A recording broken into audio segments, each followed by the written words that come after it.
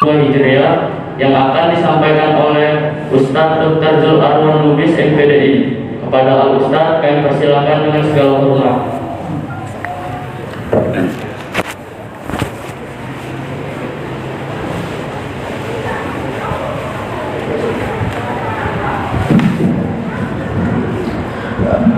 Assalamualaikum warahmatullahi wabarakatuh.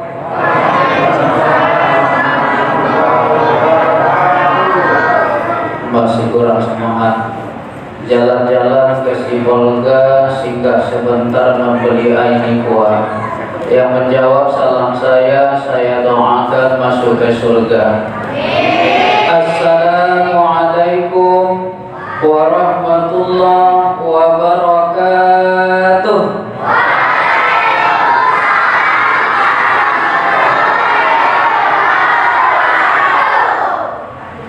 Innal hamdalillah, segala puji milik siapa? Allah. Yusabbihu lahu ma fis samawati wa ma fil ardh. Bertasbih kepadanya apa yang ada di langit dan apa yang ada di bumi. Bu, sombong-sombong lagi orang sini ya. Bu, ketika ibu tadi jalan dari rumah menuju masjid kita ini, kalau ibu perhatikan pepohonan dan daun-daunnya itu bergoyang-goyang, bergerak-gerak sendiri. Sebenarnya itu bertasbih kepada Allah. Nah, lalu kita makhluk yang Allah ciptakan paling mulia. Laqad khalaqnal insana fi ahsani taqwim. Demi sesungguhnya kami jadikan manusia pada sebagus-bagus bentuk. Malu kita tidak mau bertasbih kepada Allah. Mau bertasbih, Bu? Ada ibu apa anak?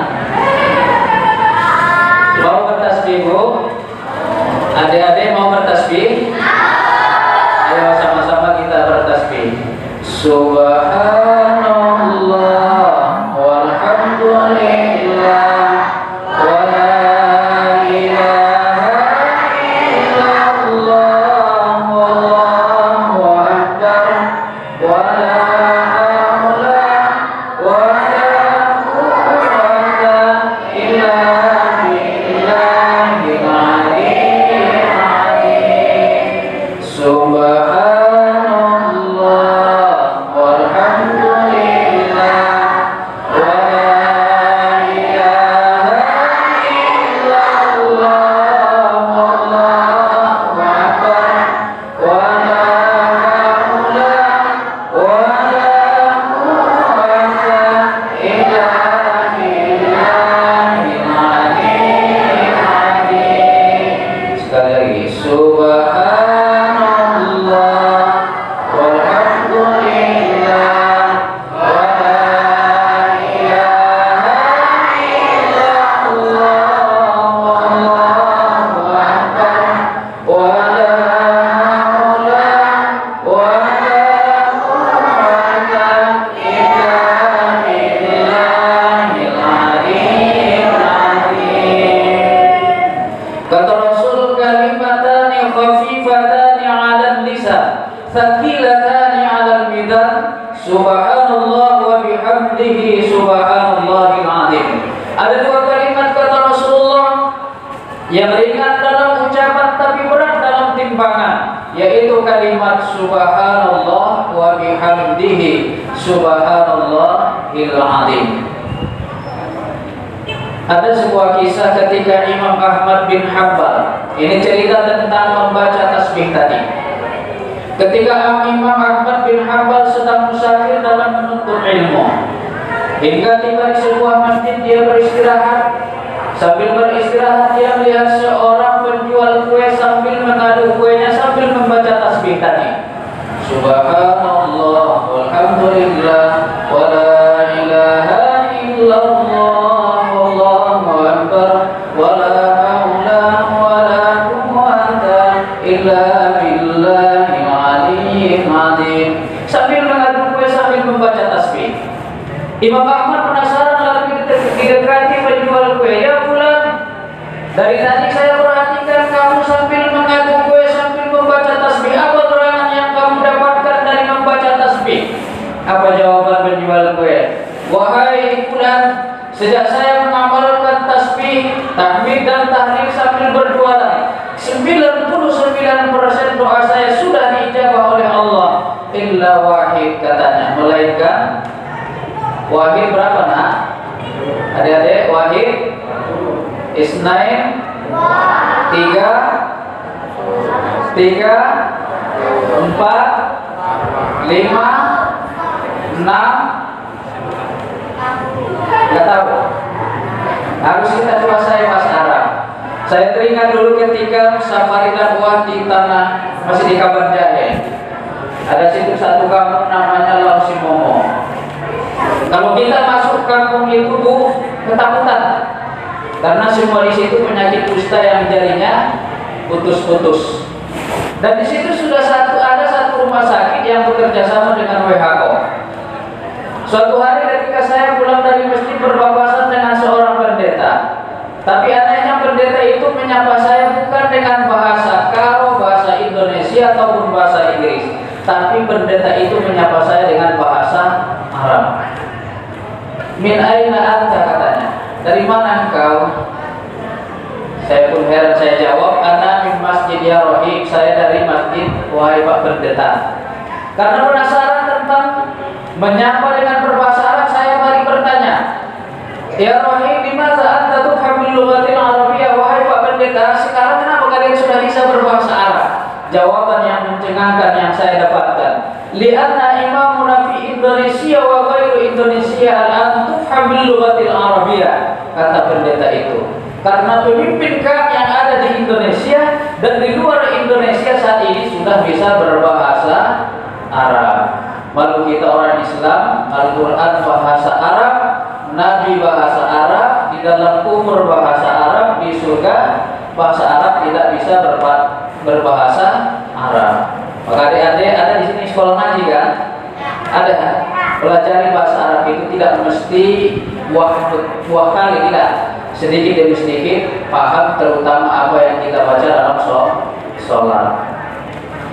Kata Imam Ahmad, 99% doa saya sudah diijabah oleh Allah, melainkan hanya satu. Imam Ahmad bertanya, apa itu wahai Tuhan? Lalu penjual kue berkata, saya ingin sekali berjumpa dengan Imam Ahmad, imam mazhab pengarang kitab dan beberapa ilmu hadis yang dihafalnya. Lalu dijawab oleh Imam Ahmad, sayalah imam yang kamu cari itu. Tanpa ada perantara, maka penjual kue langsung memeluk Imam Ahmad bin Hanbal. Yang kita ambil dari cerita ini apa Bapak Ibu jamaah yang dirahmati dan dimuliakan Allah, ternyata bacaan tasbih, tahmid dan tahlil yang senantiasa kita baca bisa mempercepat doa kita diijabah oleh Allah. Maka di sholat, walaupun ibu mau cepat-cepat, Assalamualaikum warahmatullahi wabarakatuh, Assalamualaikum warahmatullahi wabarakatuh, minimal baca itu Astaghfirullah, subhanallah, alhamdulillah, wa la ilaha illallah, wallahu akbar. Subhanallah, alhamdulillah, wa la ilaha illallah, wallahu akbar. Subhanallah, alhamdulillah, wa la ilaha illallah, wallahu akbar. Minimal 3 kali baru panjatkan doa kepada Allah. Segala puji hanya milik Allah. Salat dan salam sama-sama kita kirimkan ke ruh junjungan Adam yang dibagi Rasul sallallahu alaihi wasallam. Allahumma shalli wa sallim wa barik alaihi. Yang sama-sama kita muliakan Bapak PKM merangkap jajarannya, kemudian Bapak Kepala Rusun, Ustaz, alim ulama yang berhadir pada malam hari yang berbahagia ini. Dalam kitab Husnul Maqasid, Imam As-Suyuti mengatakan, gugur makna peringatan Maulid Rasulullah sallallahu alaihi wasallam ketika tidak diceritakan siapa itu Nabi atau langsung kepada pandangan umum. Maka acara kita pada malam hari ini bukan bid'ah yang dhalalah sehingga bisa menjadi bid'ah hasanah, maka mari kita ceritakan sedikit tentang sejarah hidup Rasulullah sallallahu alaihi wasallam. Lebih mudah mengingatnya Kita sama-sama nyanyikan lagu Samrosul. Apa lagi adik? Rohatil akhyaru tasdum fi layatil maulidi wa bariqan nuri yabalu min ma'ani ahmadi. Rohatil akhyaru tasdum fi layatil maulidi wa bariqan nuri yabalu min ma'ani ahmadi wa bariqan nuri yabalu min ma'ani ahmadi fi layalil maulidi. Abdullah nama ayahnya, Aminah ibundanya, Abdul Muthalib kakeknya, Abu Thalib pamannya, Khadijah istri setia, Fatimah putri tercinta, semua bernasab mulia dari Quraisy ternama. Inilah kisah sang Rasul yang penuh suka duka. Inilah kisah sang Rasul yang penuh suka duka, yang penuh suka duka. Apa lanjutannya? 2 bulan di kandungan, wafat ayah katanya, tahun gajah dilahirkan, yatim dengan kakeknya, sesuai adat yang ada, disusui Halimah, 6 tahun usianya, wafat ibu tercinta. Inilah kisah sang Rasul yang penuh suka duka, yang penuh suka duka. 8 tahun usia, kakek meninggalkannya. Terus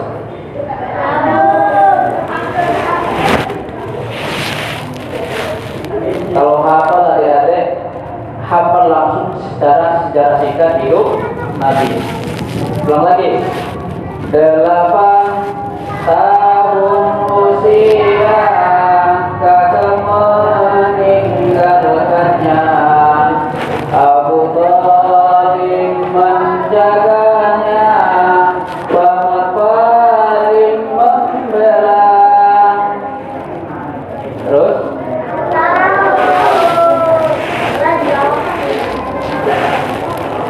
8 tahun umur Nabi, siapa yang meninggal? Kakeknya. Siapa nama kakeknya? Abdul. Siapa nama pamannya? Abu Thalib.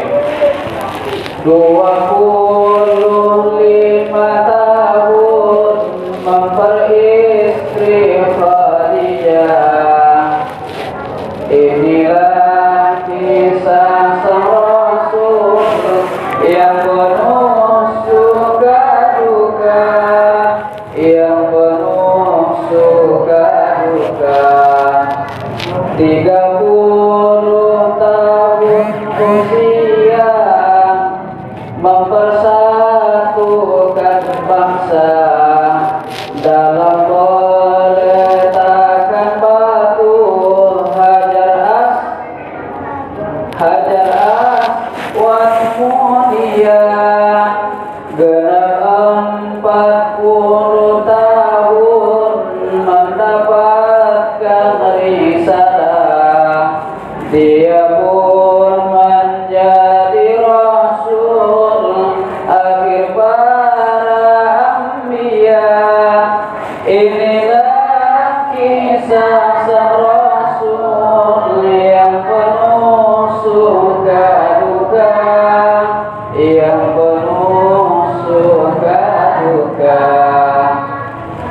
Dia apalagi ada ya.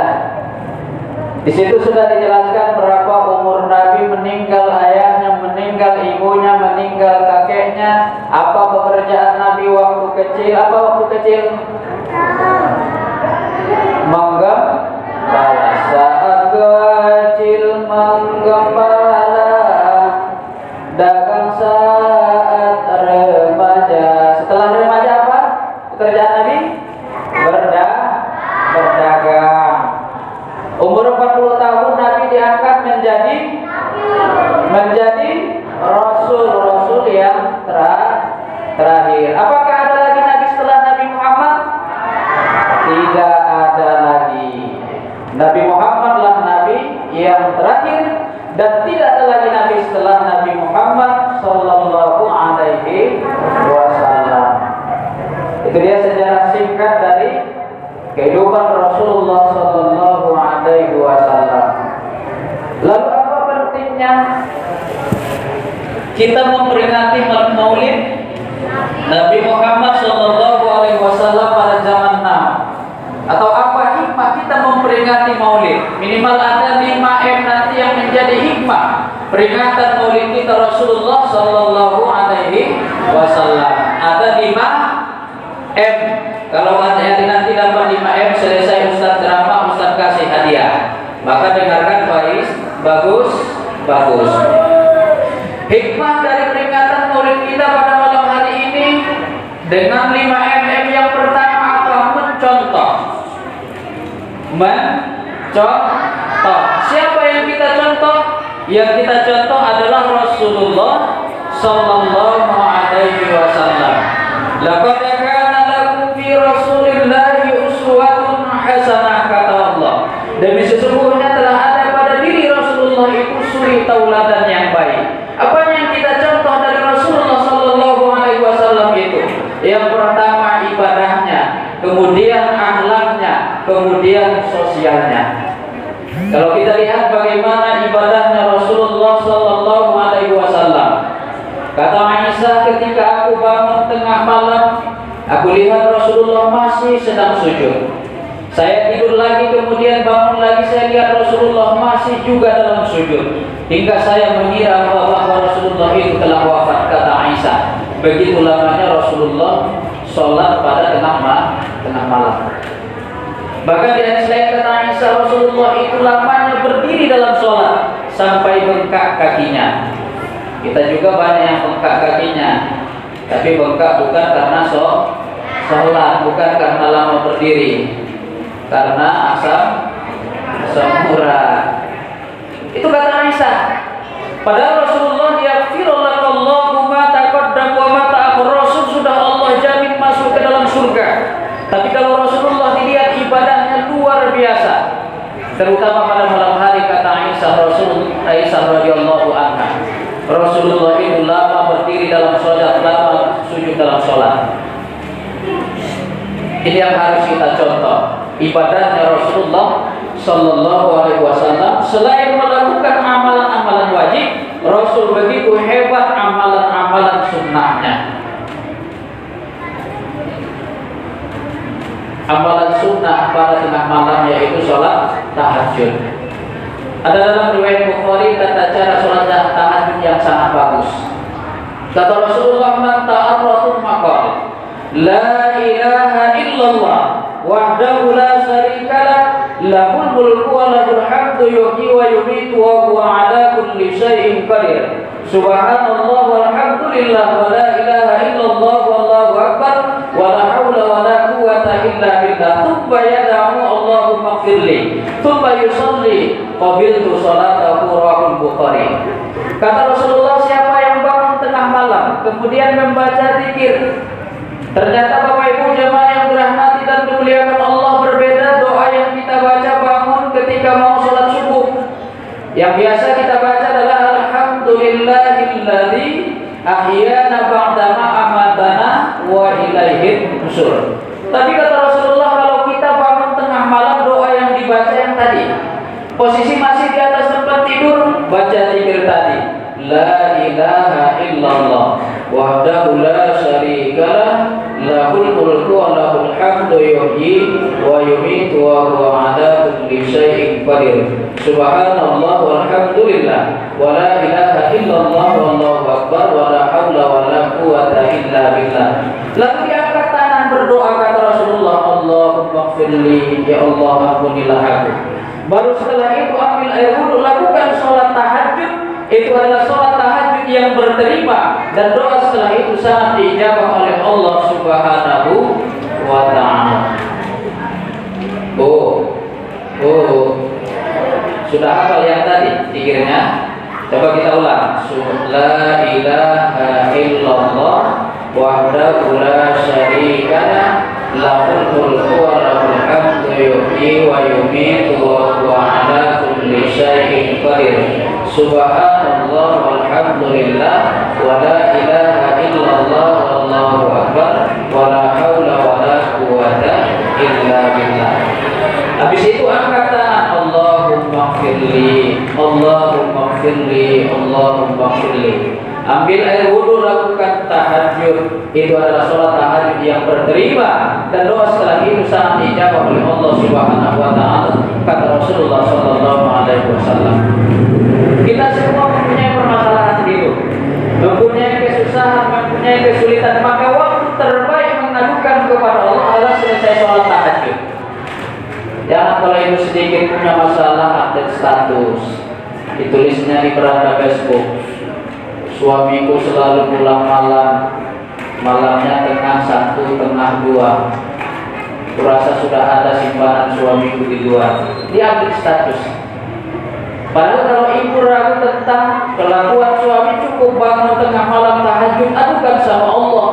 Bukan adukan sama Facebook. Facebook tidak bisa mengabulkan doa, tapi adukan sama Allah. Selesai tahajud berdoa, ya Allah, suamiku saat ini seringkali pulang malam tengah malam. Saya khawatir ada simpanannya di luar, ya Allah, tunjuki hatinya agar tidak berbalik dariku dan dia hanya mencintaiku. Maka yakinlah doa itu akan dijawab oleh Allah Subhanahu wa ta'ala. Cuma bu, dalam berdoa kita sering bukan sesuai dengan tata cara berdoa yang benar. Bagaimana rupanya Ustaz tata cara berdoa yang benar itu? Kata Rasulullah dalam hadis riwayat Ahmad, "Idza shalla ahadukum falyabda'u bi tahmidi wa tsana'i 'alaihi thumma yusalli 'ala nabi sallallahu alaihi wasallam." Apabila kalian berdoa, kata Rasulullah, awali dengan hamdalah dan mengagungkan Allah, kemudian berselawat kepada Rasulullah sallallahu alaihi wasallam, tsumma yad'u bima sa'a, kemudian berdoalah sesuai dengan yang apa kalian inginkan. Bagaimana imam kita di masjid habis sholat, alhamdulillahirabbil alamin, itu pujian. Wassalatu wassalamu ala asrofil anbiya wal mursalin, itu sholawat. Kemudian Allahumma ya Rahman ya Rahim ya mujibas sa'ilin, itu mengagungkan. Setelah melakukan 3 ini kata Rasulullah, maka mintalah apa yang kalian inginkan. Tapi kan banyak ibu mungkin yang sholatnya di rumah, habis sholat zuhur, assalamualaikum warahmatullah, assalamualaikum warahmatullah, langsung angkat tangan, Allahumma firli wa liwalidayya warhamhuma kama rabbayani shaghira, Rabbana atina fid dunya hasanah wa fil akhirati hasanah wa qina adzabannar, amin. Lanjut ke depan TV nonton. Itu bukan tata cara berdoa yang bagus. Yang bagus itu yang tadi, awalnya hamdalah, sholawat, mengagungkan Allah, kemudian minta apa yang kita inginkan. Kemudian kita yakin tentang doa yang kita panjatkan. Ini sering kita berdoa ragu-ragu apa mungkin nanti ini dijawab oleh Allah. Ragu dia tentang doa yang dipanjatkan, sehingga sampai kapanpun doanya tidak akan pernah diijabah oleh Allah. Maka kita harus yakin tentang doa yang dipanjatkan. Jangan ada sedikit pun keraguan. Kata Allah dalam hadis kudusi, "Ana inda dhanni 'abdi." Saya menurut prasangka hambaku. Kalau kita yakin tentang doa kita, maka yakinlah Bapak Ibu jamaah yang dirahmati dan dimuliakan Allah, doa itu akan dijawab oleh Allah Subhanahu wa ta'ala. Saya teringat 2007, sekarang 2020. 13 tahun yang lalu, ketika nyantri di pesantren Mustafawiyah Purwabaru, Saya di sana 7 tahun jadi santri. Ada seorang santri dari Medan yang sekolah di sana. Kalau di sana biasanya kalau laki-laki kalau mau tinggal ada pondok-pondok kecil di pinggir jalan. Mungkin Pak Nasution sudah pernah sana, Pak? Belum ya? Ada juga santri yang tinggal di perkampungan bersama saudaranya. Ini santri dari Medan tinggal di perkampungan bersama saudaranya. Pagi hari dia santri ini sekolah, kemudian sore hari ada ayamnya, memelihara ayam. Ada seekor ayamnya, ayam Jawa yang sangat bagus. Suatu hari sakit ayamnya, dikasih obat tak sembuh. Lalu muncul dalam pikirannya, bahwa Tuan Guru kan sangat makbul. Saya bawa aja lah besok ayam ini ke rumah Tuan Guru biar didoakan. Keesokan harinya setelah pulang sekolah, ayamnya pun dibawa ke rumah Tuan Guru. Sampai di rumah Tuan Guru pun bingung. Biasa yang datang orang, kemudian didoakan agar sembuh. Ini yang datang ayam, ingin didoakan agar sembuh. Tuan Guru pun bingung, apa doa yang pas ini. Lalu dengan keyakinan muncul keluar kata-kata dari mulutnya. Mulagit mate ho mate ma mulagit mamolu ho mamolu ma. Mulagit mate ho mate ma mulagit mamolu ho mamolu ma. Mulagit mate ho mate ma mulagit mamolu ho mamolu ma. Dibacakannya 3 kali sambil dipegangnya kepala ayam. Sudah sana bawa ayammu pulang, kata Tuan Guru kepada ini santri. Sampai di rumah esok harinya ayam si santri ayam Jawanya ini sembuh. Dalam pikirannya mengumpul juga doa Tuan Guru ya. Kemudian diingat-ingatnya doa yang dibacakan dan diamalkannya. Mulagit mate ho mate ma mulagit mamolu ho mamolu ma. Mulagit mate ho mate ma mulagit mamolu ho mamolu ma. Tahu Ibu apa artinya? Tahu Bu? Kalau mau hidup, hiduplah. Kalau mau mati, matilah. Keesokan harinya karena yang sembuh, dia berencana sore hari untuk mengucapkan terima kasih kepada Tuan Guru. Selepas pulang sekolah dia pun berangkat ke rumah Tuan Guru. Assalamualaikum. Waalaikumsalam, kata Tuan Guru dari dalam. Masuk nak. Kenapa Tuan Guru, kata ini santri. Dari tadi malam demam, ini masih kedinginan. Lalu apa kata ini santri? Tuan Guru izinkan saya berdoa, mudah-mudahan cepat sembuh. Lalu ini pun santri duduk di dekat Tuan Guru sambil membaca doa. Mulagit mate ho mate ma mulagit mamolu ho mamolu ma. Mulagit mate ho mate ma mulagit mamolu ho mamolu ma. Dalam hati Tuan Guru, mudah-mudahan jangan makbul. Pulang si santri ternyata nggak makbul doanya. Yang kita ambil dari cerita ini adalah doa itu harus yakin akan kemakbulannya. Apa yang kita panjatkan, kita yakin akan dijawab oleh Allah. Maka yakinlah doa itu akan dijawab oleh Allah Subhanahu wa ta'ala. Maka selesai sholat tahajud, Bapak Ibu jamaah dirahmati dan dimuliakan Allah. Setelah sholli sunnatan tahajud ra'atain lillahi ta'ala, Allahu Akbar. Baca iftitah, baca Fatihah. Kalau hafal Sampihis, baca Sampihis rakaat pertama, rakaat kedua hal ataka. Ustaz saya tidak hafal. Baca Kafirun rakaat pertama, kemudian Al-Ikhlas rakaat kedua. Salam ke kanan, salam ke kiri, perbanyak istighfar kepada Allah. Lalu berdoalah kepada Allah dengan diawali dengan hamdalah dan sholawat, kemudian mengagungkan Allah. Lalu mintalah kepada Allah apa yang kita inginkan. Maka yakinlah doa itu akan dijawab oleh Allah Subhanahu wa ta'ala. Yakin kita, Bu. Ini kita masih kurang yakin.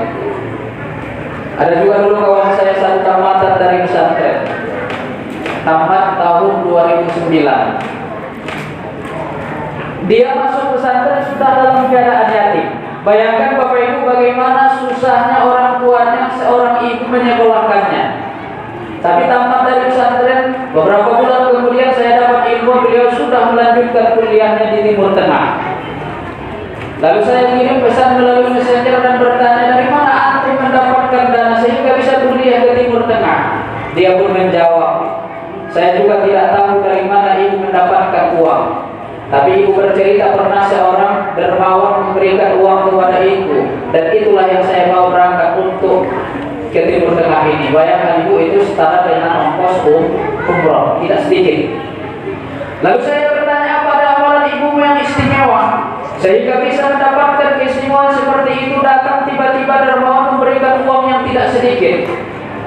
Pernah saya tanya ibu saya, kata kawan saya ini, apa amalan ibu sehingga bisa mendapatkan keistimewaan seperti ini? Ibunya bercerita, nah, sejak kamu dititipkan di pesantren, kalau ibu bangun tengah malam selesai tahajud, doa ibu hanya satu kepada Allah.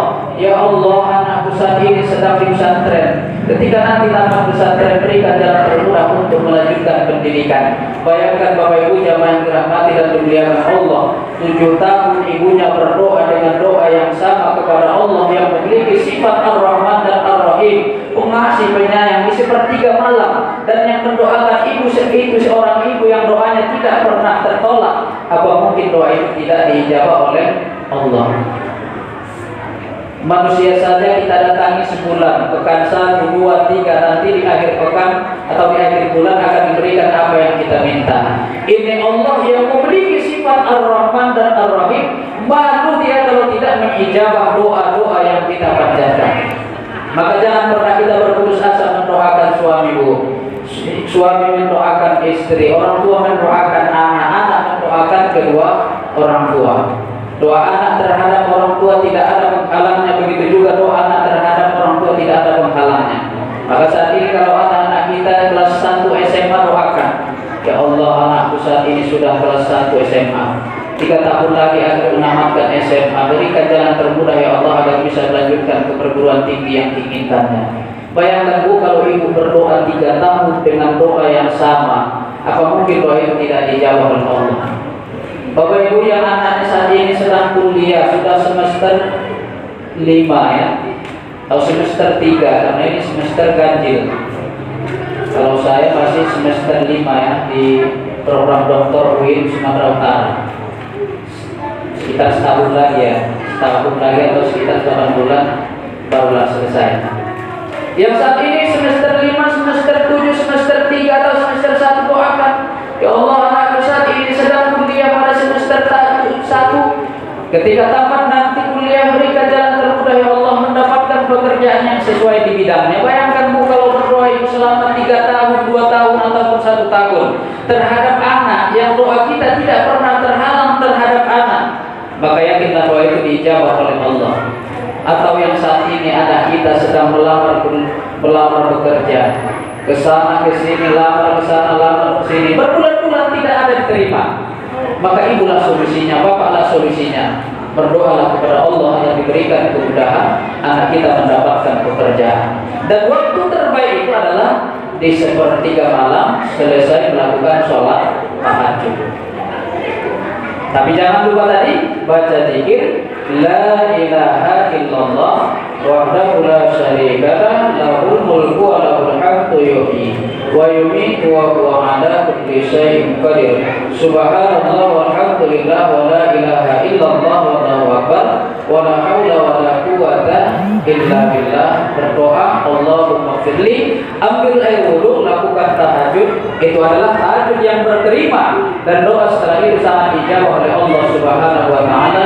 Kata Rasulullah sallallahu alaihi wasallam, mencontoh ibadahnya Rasulullah sallallahu alaihi wasallam. Rasul saja yang sudah Allah ampunkan dosanya yang lalu dan yang akan datang sudah dijamin oleh Allah masuk surga. Tapi kalau malam ibadah sunnahnya luar biasa. Kita belum ada jaminan dari Allah, belum ada pembuktian bahwa kita akan selamat di alam kubur dan masuk ke dalam surga, belum ada. Kenapa kita begitu malas beribadah? Maka seharusnya kita yang jauh lebih giat beribadah dibandingkan dengan Rasulullah, karena Rasul sudah dijamin oleh Allah masuk ke dalam surga. Maka perbaiki ibadah wajib kita, tingkatkan ibadah sunnah kita, sehingga kita bisa mencontoh sebagian daripada ibadahnya Rasulullah sallallahu alaihi wasallam. Lalu apa lagi yang kita contoh dari Rasulullah? Akhlaknya. Rasulullah itu kalau dalam sebuah hadis memiliki akhlak layyin, qaribin, sahlin. Kemudian ala adullukum bima tuhramu alaihi nar ala kulli hayyin, layyin, qaribin, sahlin. Yang empat ini selalu dimiliki oleh Rasulullah. Qarib, suka bersilaturahim, itu adalah Rasulullah. Menjalin silaturahim bukan memutuskan silaturahim.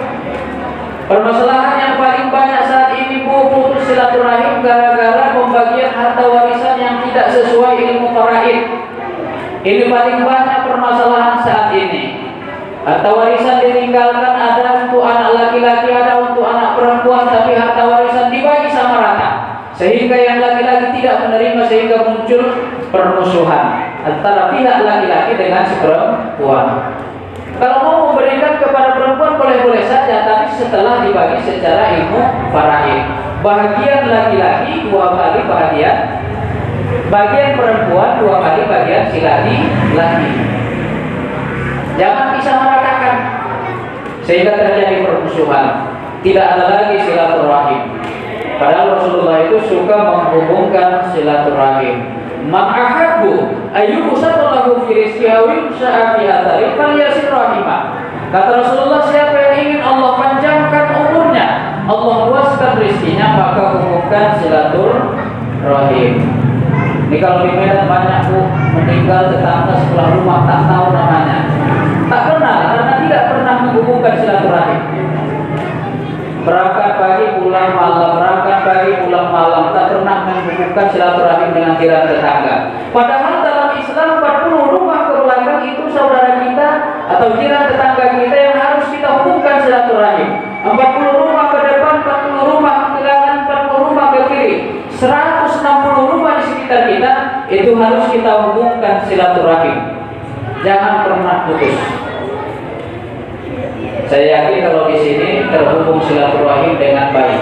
Biasa di kota-kota, apalagi yang tinggal di komplek, tetangga sebelah rumah kanan kiri tak kenal karena tidak pernah saling bertemu sama. Padahal Rasulullah memiliki akhlak baik, suka menghubungkan silaturahim. Kemudian sahal, memudahkan segala urusan, bukan kemudahannya, tapi Rasulullah tidak mau mempersulit urusan orang lain. Kemudian lain, lemah lembut. Rasulullah memiliki sifat lemah lembut, terbukti dalam sejarah. Rasulullah kalau pergi berangkat sholat subuh selalu diludahi Yahudi. Berangkat Rasulullah selalu diludahi Yahudi, hingga beberapa minggu tidak ada lagi Yahudi yang meludahi Rasulullah.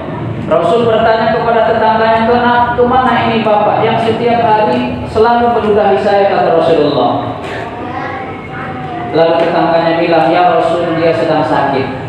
Pulang dari masjid, Rasulullah pulang ke rumah, ambil madu dan ambil kurma, lalu dijenguk Yahudi yang sakit tadi.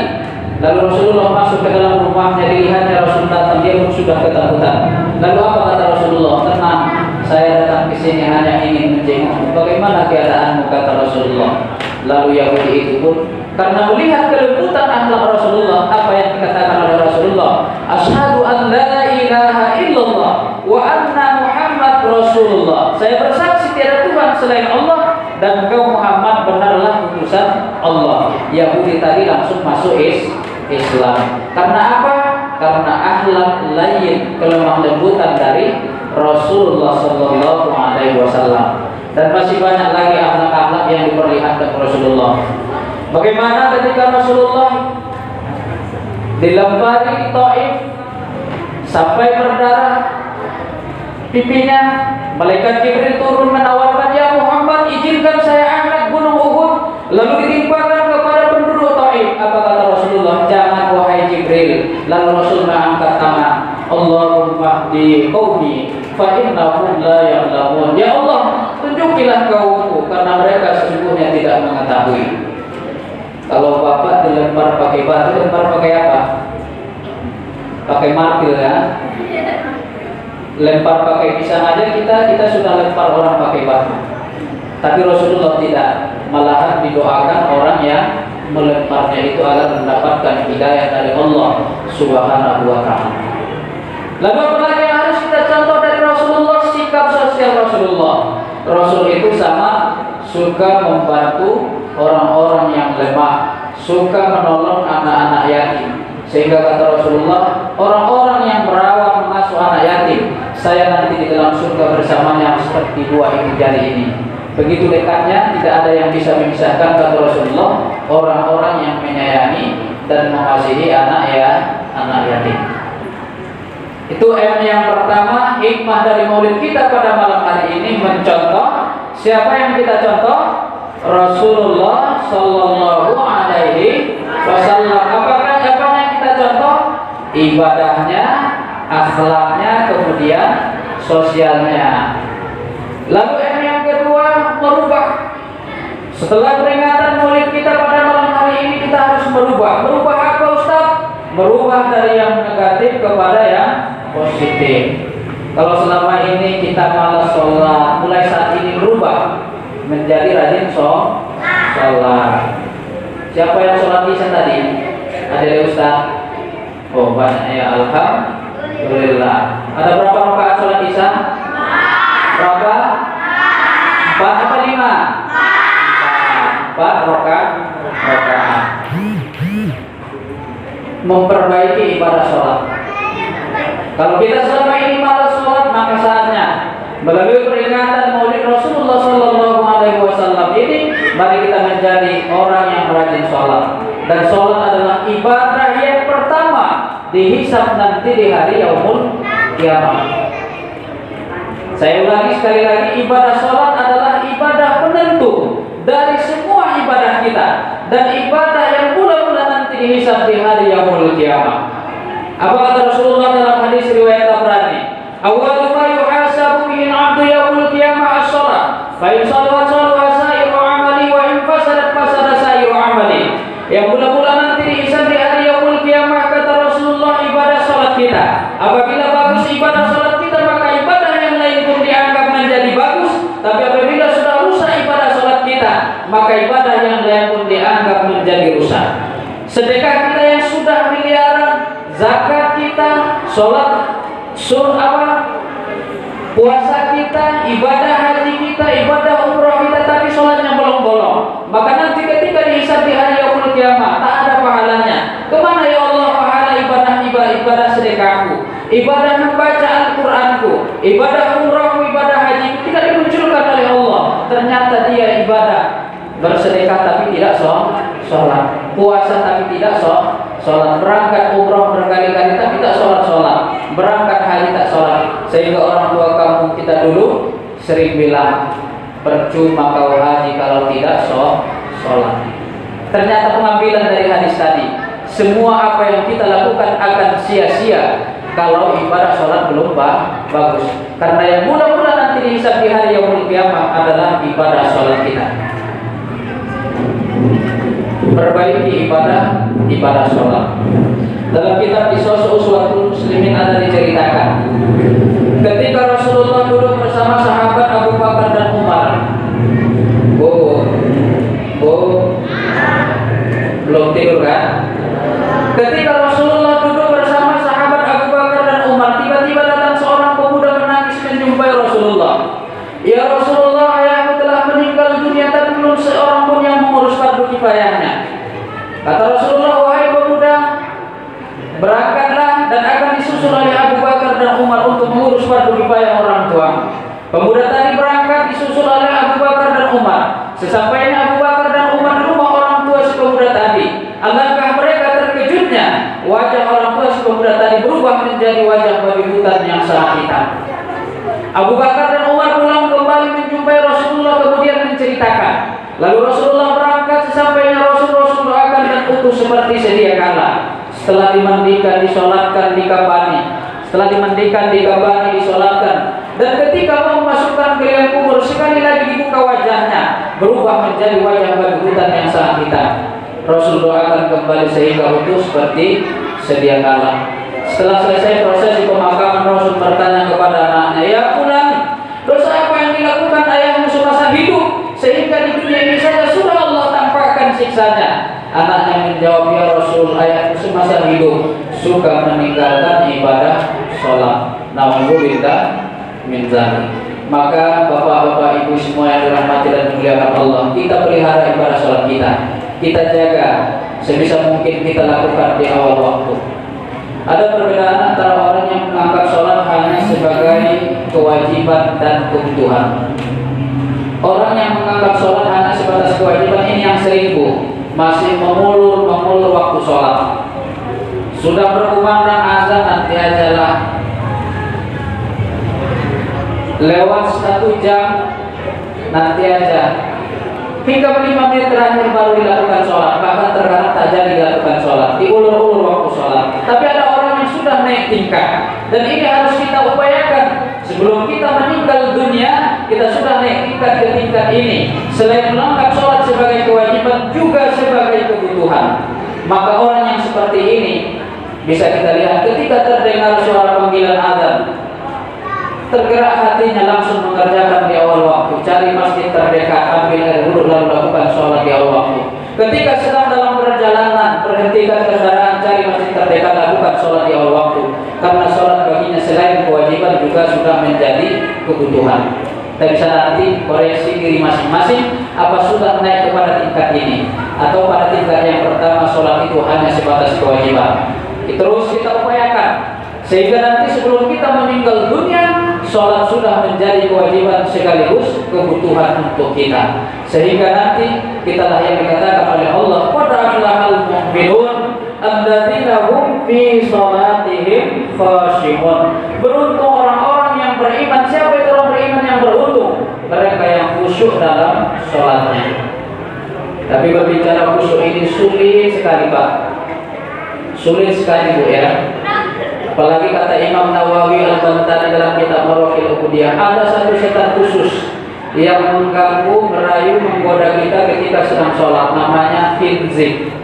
Sebagai ulama membaca khonzab, khonun zaiba, khinzib. Apabila kita sudah takbir Allahu Akbar, mulailah dia beraksi. Uzkur haza, uzkur haza, uzkur haza. Ingat ini, ingat ini, ingat ini. Sehingga apa yang kita lakukan di luar sholat teringat kembali dalam sholat. Apalagi mencari yang hilang, Bu, ya. Tadi sebelum sholat sudah dicari-cari di mana kunci kereta diletakkan, tak dapat. Pas takbir Allahu Akbar, mulai dicarinya. Di atas lemari apa di atas TV, ya? Tak dapat juga. Bangkit ke rakaat kedua dicarinya lagi di atas TV atau di atas lemari. Tak dapat juga. Bangkit ke rakaat ketiga, bangkit ke rakaat keempat. Pas rakaat keempat baru ingat. Tadi kan pulang-pulangnya saya taruh langsung di atas lemari. Ternyata dicek pula selesai sholat, kunci ada di atas lemari. Itu semua perbuatan atau godaan dari setan khinzib tadi. Maka minimal kata Imam Al-Ghazali dalam kitab Fawaid Mukhtarnya, minimal 3 tempat kita bisa khusyuk dalam sholat. Kalau tidak bisa khusyuk 100% atau 50%, minimal pada 3 tempat kita bisa khusyuk dalam sholat. Apa itu, Ustaz? Kata Imam Al-Ghazali dalam kitab Fawaid Mukhtarnya, yang pertama ketika membaca inna sholati wa nusuki wa mahyaya wa mamati lillahi rabbil alamin. Dalam hati, sholat kita, ibadah kita, hidup kita, mati kita hanya untuk Allah. Kemudian yang kedua apa lagi, Ustaz? Kata Imam Al-Ghazali dalam kitab Fawaidul Mukhtarnya, ketika membaca ihdinas siratal mustaqim, tunjukilah kami ya Allah ke jalan yang lurus. Dan yang ketiga kata Imam Al-Ghazali ketika membaca assalamu alayka ayyuhan nabiyyu wa rahmatullahi wa barakatuh.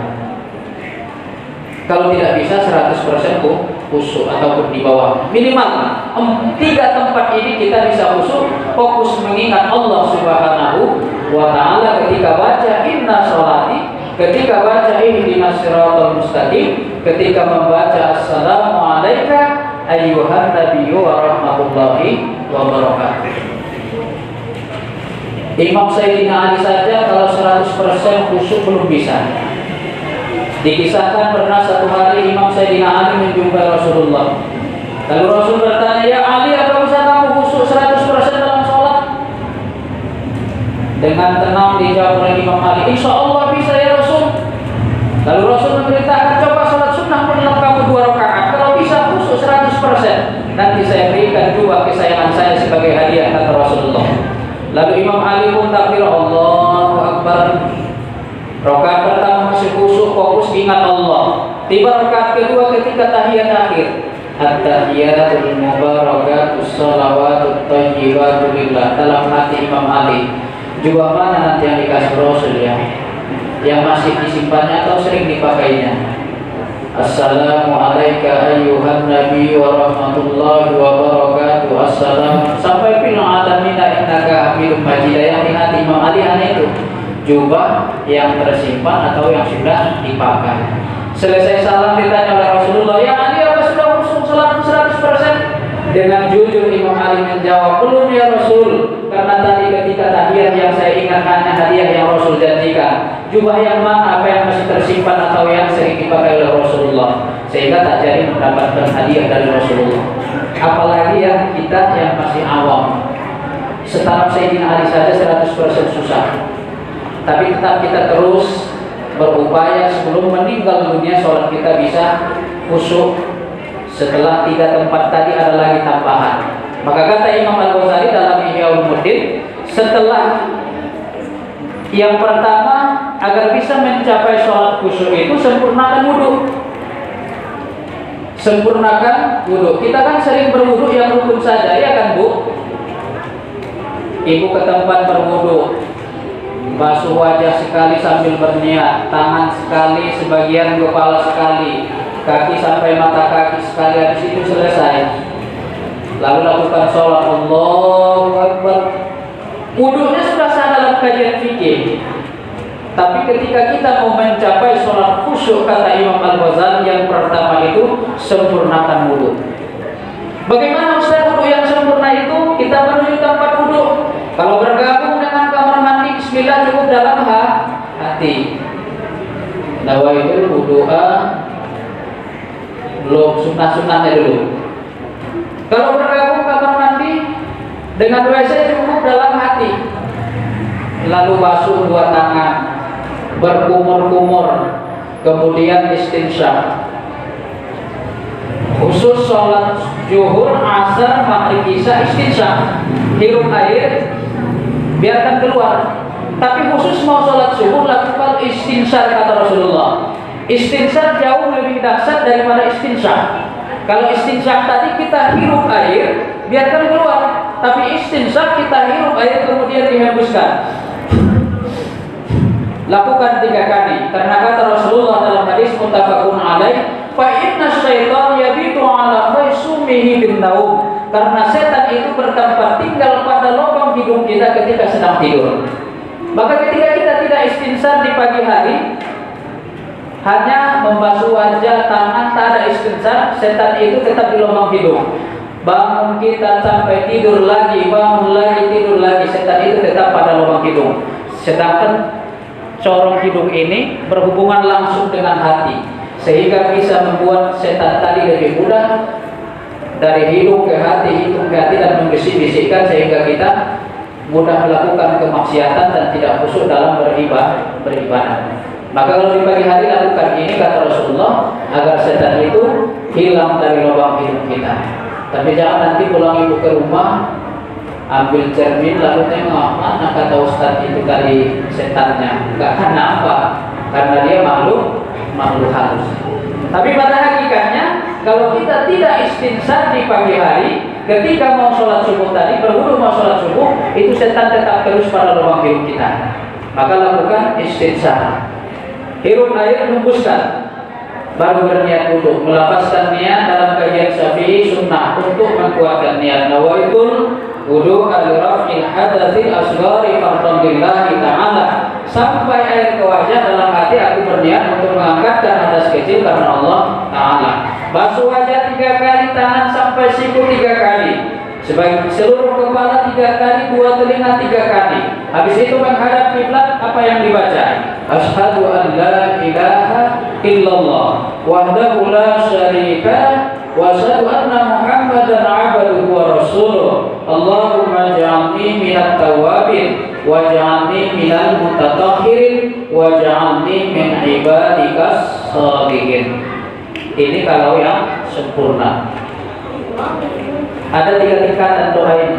Yang pertama, asyhadu an la ilaha illallah wahdahu la syarikalah wa asyhadu anna Muhammadan abduhu wa rasuluh, dalam riwayat Muslim.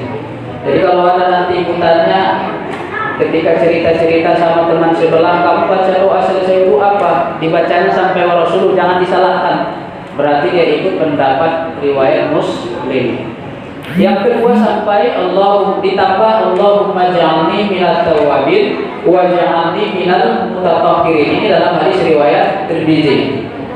Dan yang ketiga tambahan para ulama wa ja'alni min ibadikas sholihin. Ketika ini sudah kita lakukan, satu langkah menuju sholat khusyuk sudah kita dapatkan, yaitu berwudu sempurna. Ini sudah kita tahu bersama Pak kan?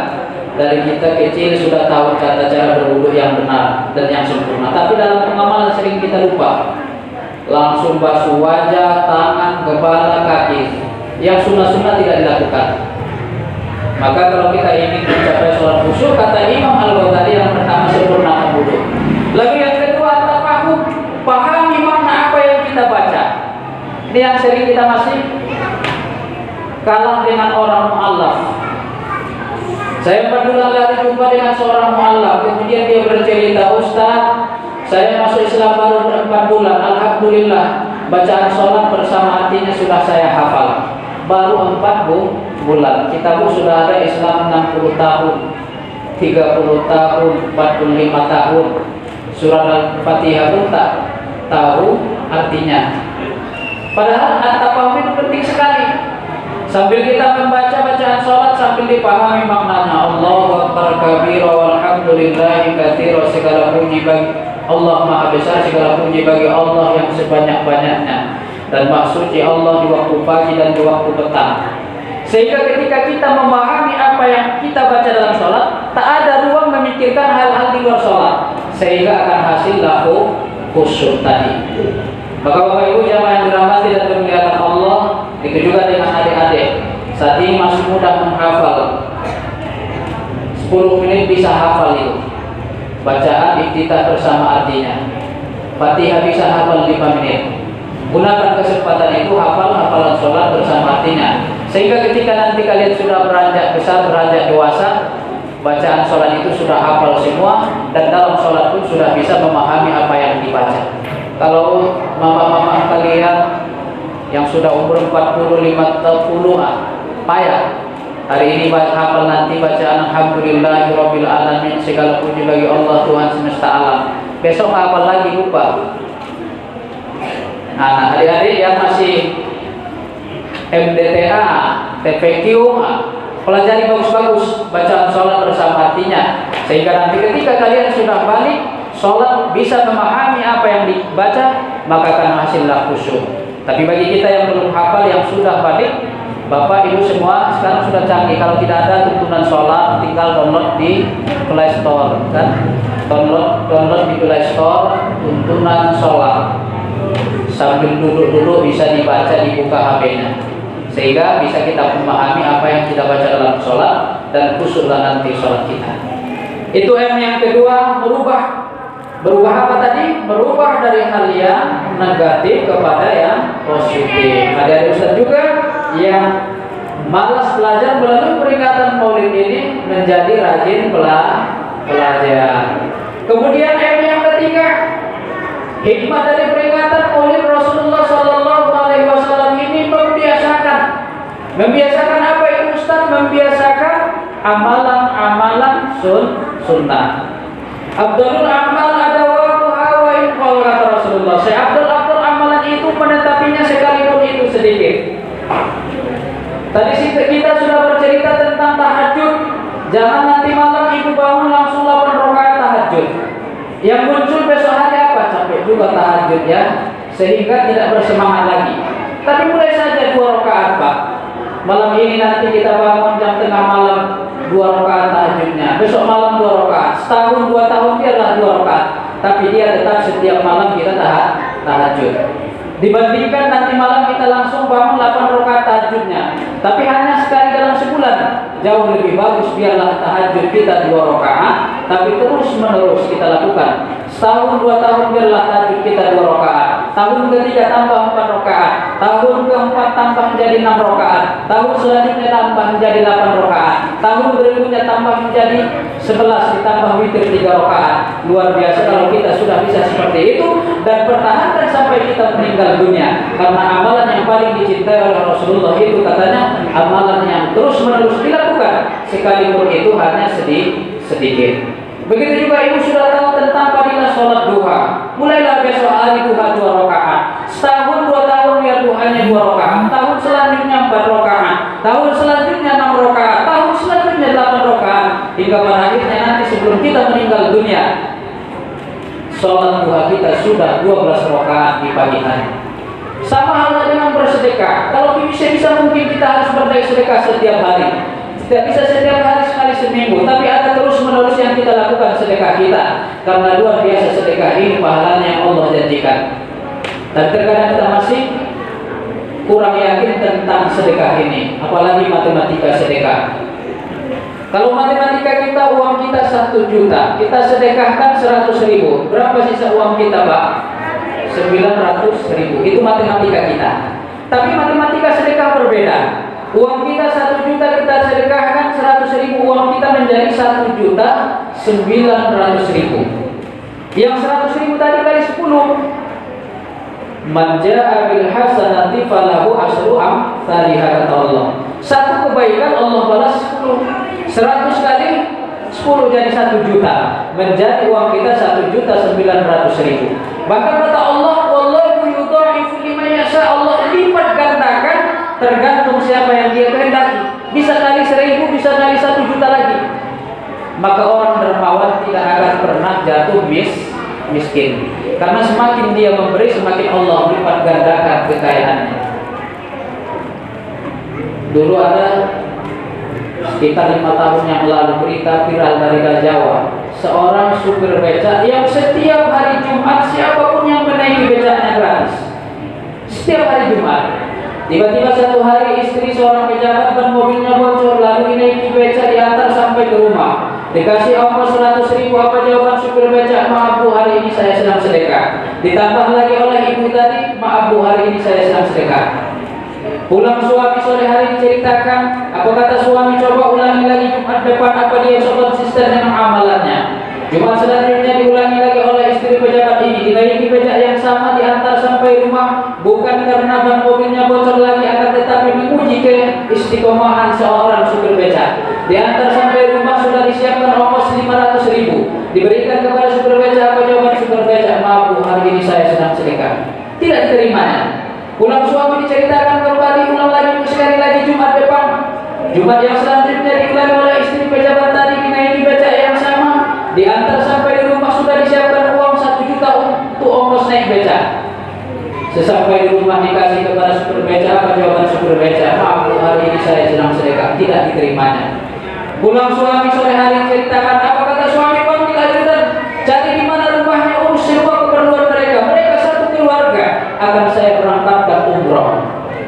Luar biasa pahala dari sedekah supir becak tadi. Mereka di satu keluarga berangkat umroh. Dan rumah kecilnya yang hanya rumah petak kecilnya dibangun oleh si pejabat tadi sehingga layak seperti rumah orang-orang biasa.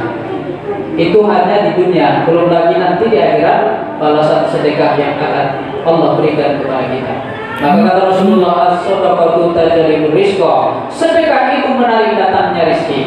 Yang pada intinya adalah ketika sulit rezeki kita, Bapak Ibu jamaah yang dirahmati dan dimuliakan Allah, coba pancing dengan sedekah. Insya Allah dengan sedekah maka Allah akan memurahkan rezeki kita dan Allah akan mengkayakan kita. Membiasakan sedekah. Ini M yang ketiga. Lalu M yang keempat, melantunkan atau membaca Al-Quran dan hadis. Melalui peringatan Maulid Rasulullah SAW ini, salah satu hikmah adalah setelah peringatan ini kita menjadi orang yang rajin membaca Al-Quran dan hadis-hadis Rasulullah SAW. Kalau Ramadan kita bisa berhatam berkali-kali. Tidak heran karena Ramadan bulan diturunkan Al-Quran. Syahrul Ramadan unzila fihi al-Quran hudan linnas, kata Allah. Bulan suci Ramadan bulan diturunkan Al-Quran. Tidak heran ada orang satu hari satu kali hatam selama bulan suci Ramadan. Kalau yang paling dahsyat ketika bulan suci Ramadan membaca Al-Qurannya adalah Imam Asy-Syafi'i. Imam Asy-Syafi'i wa kana Syafi'atul Quran 60 marrah fi Ramadan. Imam Syafi'i menghatamkan Al-Quran 60 kali selama bulan suci Ramadan. Ada lagi gurunya Imam Malik 30 kali selama bulan suci Ramadan. Kita pun terkadang ada yang 10 kali, ada yang 5 kali, 3 kita tetap rajin membaca Al-Quran, atau Al-Quran kita letakkan di dalam lemari dibuka nanti kembali setelah masuk Ramadan? Saya yakin di sini tidak. Tapi kalau daerah saya bapaknya selesai Ramadan, Al-Quran masuk lemari, nanti dibuka kembali setelah masuk Ramadan. Di sini nggak ada bukan? Nggak ada. Alhamdulillah. Apa kata Rasulullah? Iqra'ul Quran fa innahu ya'ti yaumal qiyamah syafi'an li ashabi. Baca kalian Al-Quran, sesungguhnya dia akan datang pada hari kiamat sebagai syafi', penolong, penyafaat bagi orang-orang yang membacanya. 4 tahun yang lalu ada kawan saya di Sukabumi. Beliau bercerita, Ustaz, di tempat saya tinggal ada kejadian yang luar biasa. Tanah pemakaman dalam sengketa sehingga beberapa makam harus dipindahkan. Ada yang sudah meninggal 30 tahun, dibongkar makamnya, tinggal tulang belulang yang tertumpuk jadi satu. Ada yang sudah 20 tahun, ketika dibongkar makamnya, tinggal tulang belulang yang tertumpuk jadi satu. Tapi ada satu makam seorang nenek yang sudah meninggal selama 35 tahun. Ketika dibongkar makamnya, jasadnya masih utuh, bahkan kain-kafannya pun tidak rusak. Malah orang-orang yang mengangkat jenazahnya ketika proses pemindahan makam, semua mengatakan wangi sekali jenazah si nenek tersebut. Setelah proses pemakaman selesai, kata kawan saya bertanya kepada salah seorang anaknya, amalan apa yang dilakukan ibunda kalian semasa hidup, sehingga di dunia ini saja sudah Allah tampakkan kemuliaannya. Sang anak berkata, ibunda kami semasa hidup tiada hari tanpa membaca Al-Quran.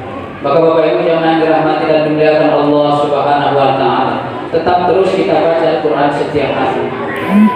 Ustaz, saya tidak adalah waktu yang banyak. Boleh 1 ayat setiap habis sholat. Habis sholat subuh ibu baca 1 ayat. Bismillahirrahmanirrahim. Alif Lam Mim.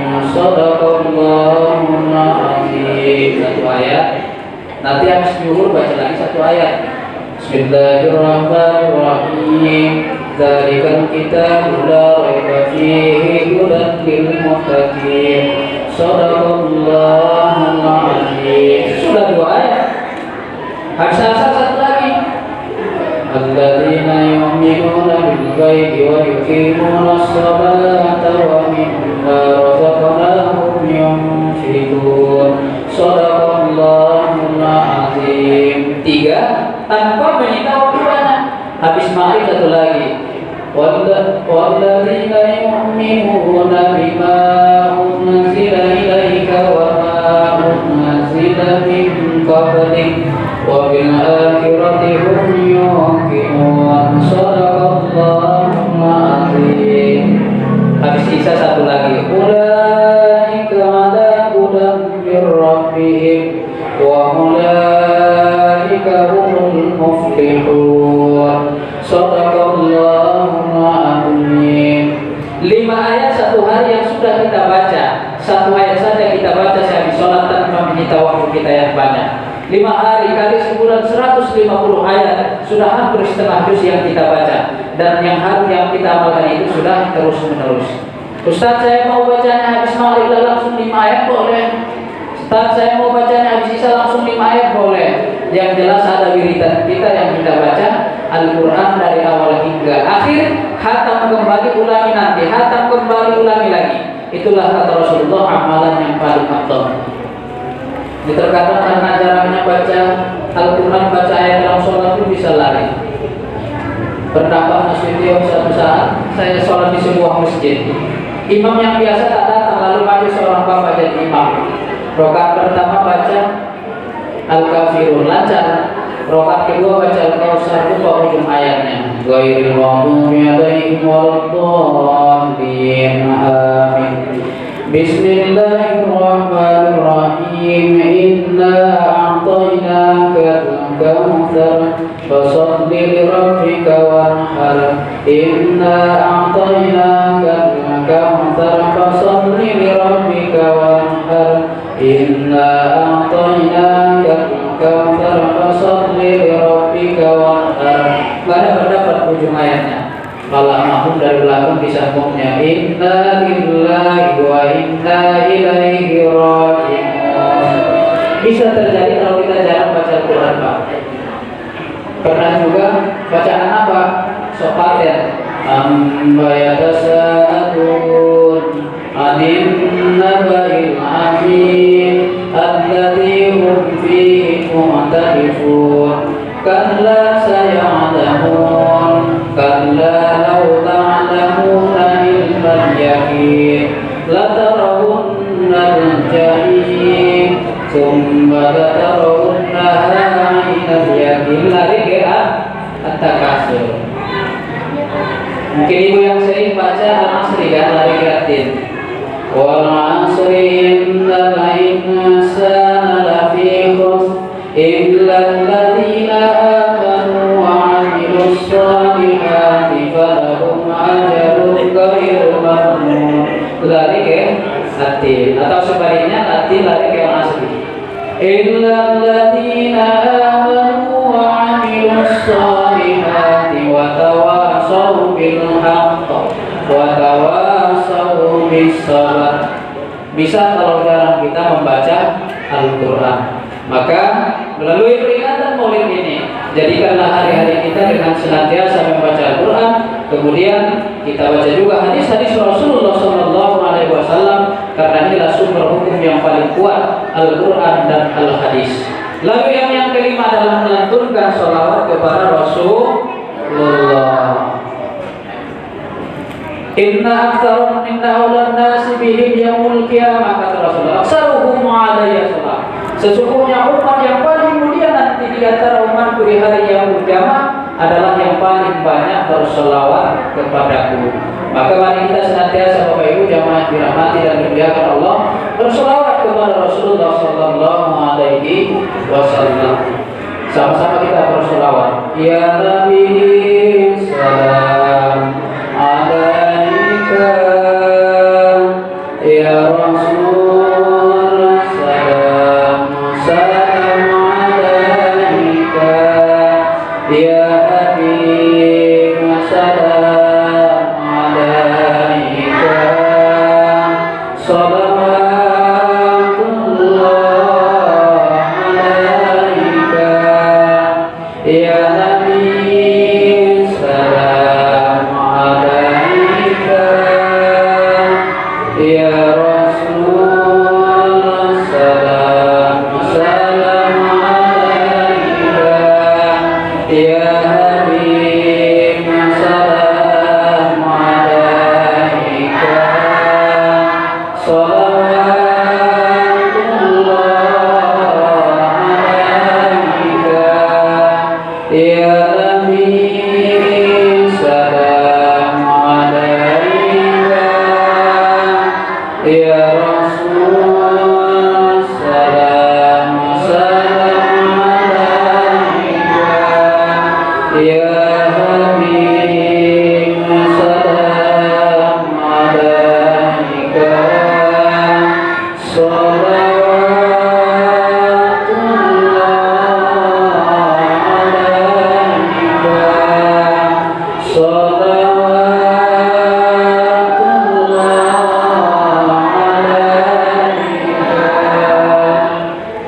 Bapak Ibu jamaah yang dirahmati dan dimuliakan Allah Subhanahu wa taala. Demikian tausiah peringatan Maulid kita pada malam hari ini. Mudah-mudahan apa yang disampaikan tadi bermanfaat untuk saya pribadi dan bermanfaat untuk kita semua, dan tentunya itu menjadi bermanfaat kalau kita mengamalkan dalam kehidupan sehari-hari. Kalau ada jarum yang patah, jangan disimpan di dalam peti. Kalau ada kata-kata saya salah, tolong Bapak Ibu jangan dilapor sama Bapak polisi. Buah durian, buah mangga, cukup sekian. Dadah. Wassalamualaikum warahmatullahi wabarakatuh.